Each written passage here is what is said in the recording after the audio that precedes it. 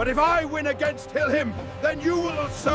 The Philistines gathered their forces on one hill, and Saul and his armies camped on the valley of Elah, and they lined up in formation against the Philistines. Then a champion named Goliath came from amongst the Philistines. He was 9 feet 9 inches tall. He stood and shouted to the Israelites' battle formations. Why do you come out to line up in a battle formation? He asked them. Am I not a Philistine, and are you not servants of Saul?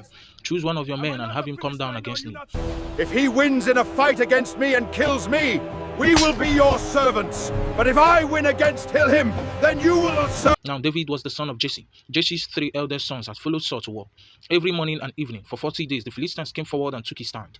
One day, Jesse told David to go and check after his brothers. So David left early in the morning. He arrived at the camp. David left his supplies in the care of the quartermaster and ran to the battle line. When he arrived, he asked his brothers how they were. While David was still speaking, the champion named Goliath came forward to the battle line, shouted his usual words, which David heard, and the Israelites became afraid. David asked what will be done for he who defeats this Philistine. The man who kills this man, the king will make the man who kills him very rich and will give him his daughter. The king will also make the family of that man's father exempt from paying taxes in Israel. David urged Saul to allow him go against Goliath, but Saul, trying to make David relent, David told him of how he had killed a lion and a bear in the wilderness. Saul said to him, "Go, and may the Lord be with you." Saul dressed David in his armor, but David, feeling uncomfortable, took it off and took his staff in his hand and chose 5 smooth stones from the wadi and put them in the pouch in his shepherd's bag. Then, with his sling in his hand, he approached the Philistine. When the Philistine looked and saw David, he despised him because he was a youth, healthy and handsome. He said to David, Am I a dog that you come against me with sticks? Come here, and I'll give your flesh to the birds of the sky and the wild beasts! You come against me with a sword, spear, and javelin. I come against you in the name of the Lord of our arms, the God of the ranks of Israel. You have defied him. Today, the Lord will hand you over to me. Today, I will strike you down, remove your head, and give the corpse of the Philistine camp to the birds of the sky and the wild creatures of the earth. Then all the world will know that Israel has a God.